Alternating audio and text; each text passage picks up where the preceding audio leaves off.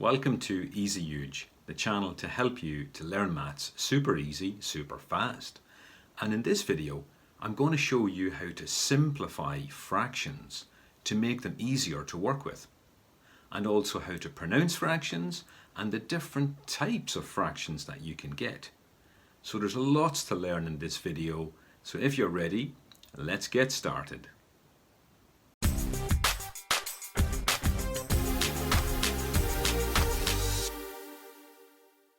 If you're new to the channel, make sure to hit that subscribe button and click like on this video. And make sure that you watch all the way through to the end for question of the day. Okay, let's start by taking a look at how to pronounce the names of these fractions. So let's start with 1 over 1.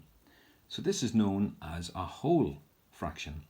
So whenever the number on the top is equal to the number on the bottom, this is called a whole fraction.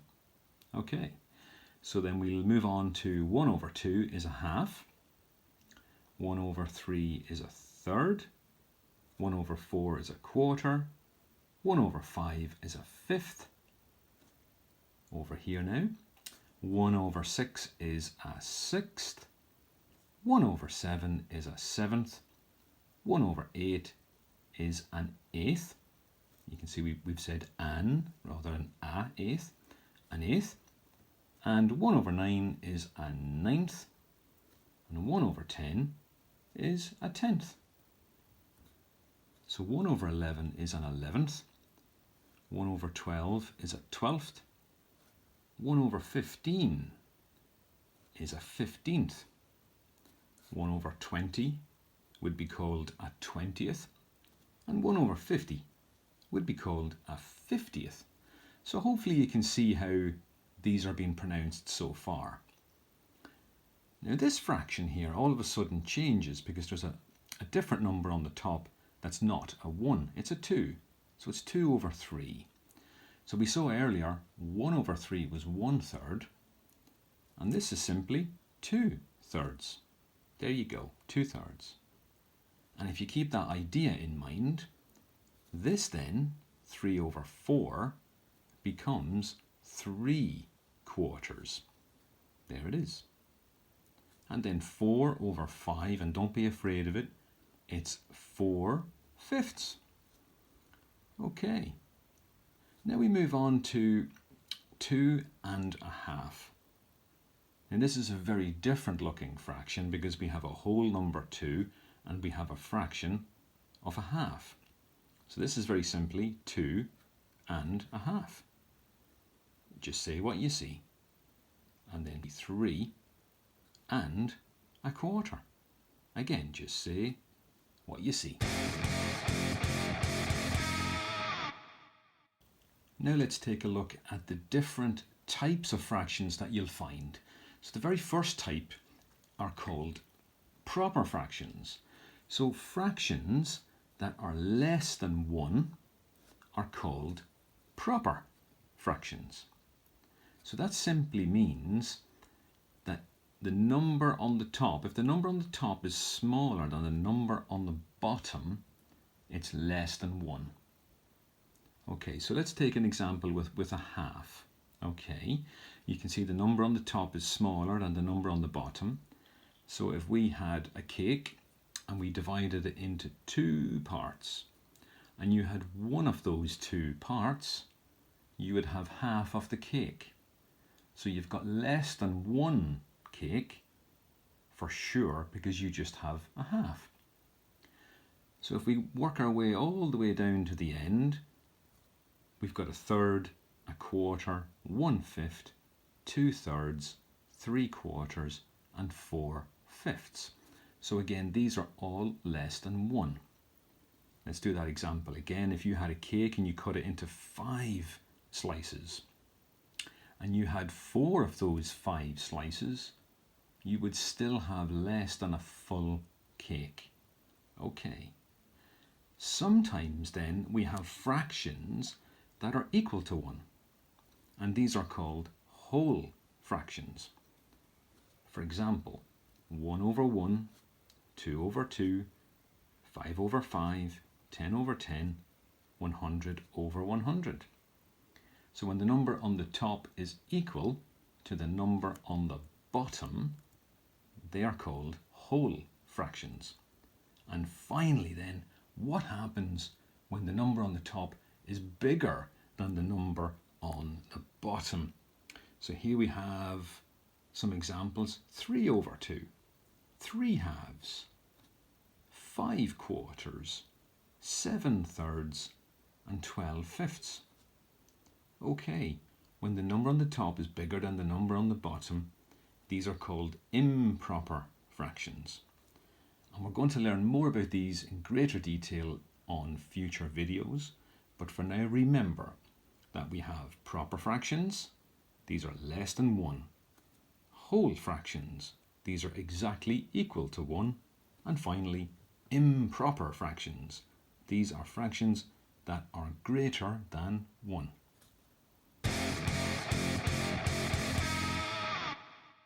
Let's learn how to simplify fractions, because a great thing to be able to do when you're adding, subtracting, multiplying or dividing fractions is to be able to simplify them and make them easier to work with.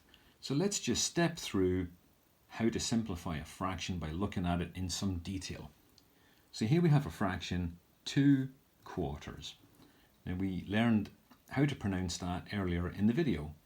So if I took a cake, big circular cake, and I cut it in half right down the middle, and then I cut it in half again, I would end up with 1, 2, 3, 4 parts, 4 fractions of the cake. And this would be one of those 4 parts, or a quarter. This would be another one of those 4 parts. Again, this would be another one of the 4 parts, and this would be another one of those 4 parts. So you can see how it works. We have a quarter of the cake, another quarter, and another quarter. So if I had 2 quarters, I would then have 1 quarter plus another quarter.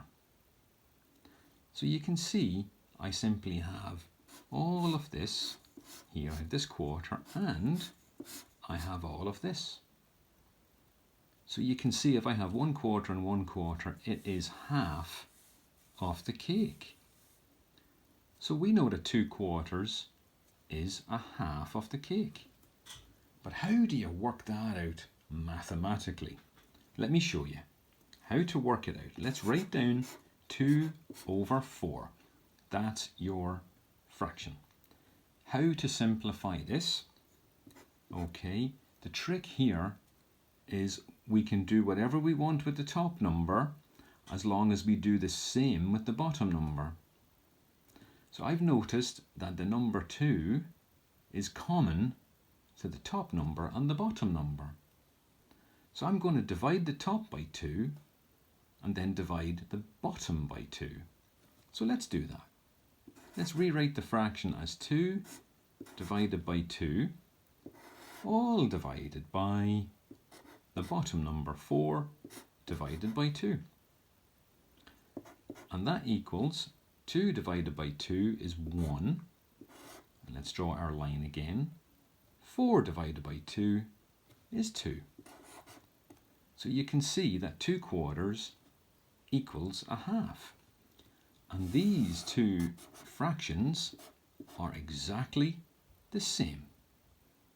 So the trick is, whatever you do to the top number, as long as you do it to the bottom number, you can help to simplify your fraction.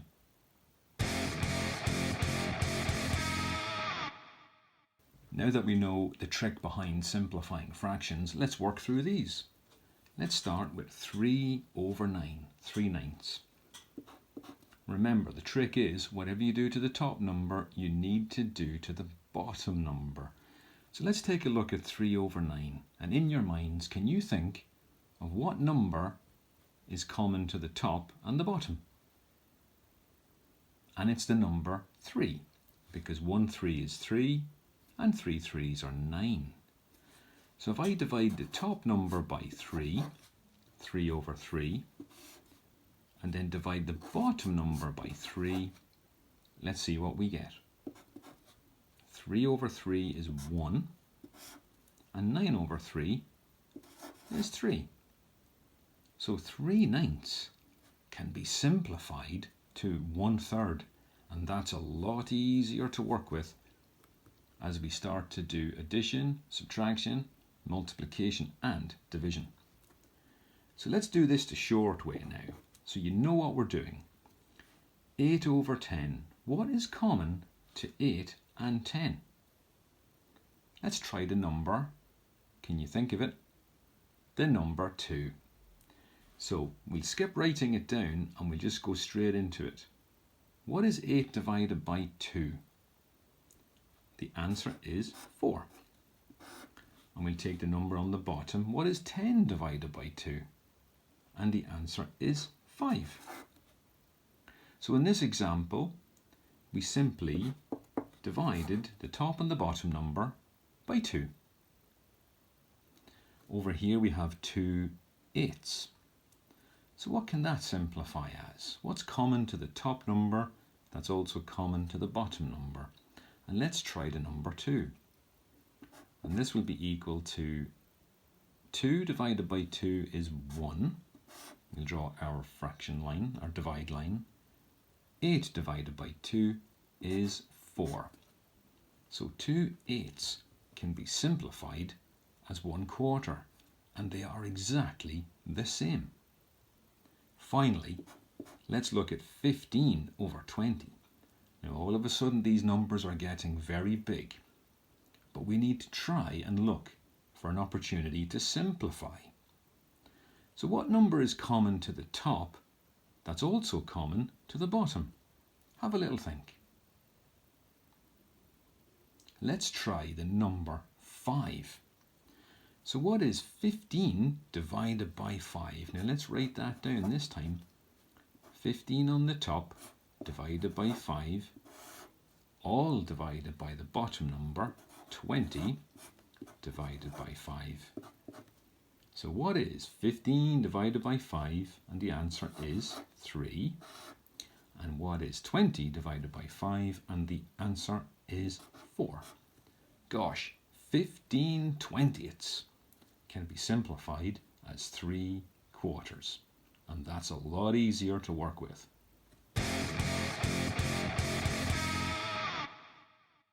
Here's a really big one. 100 divided by 200, or 100 200ths.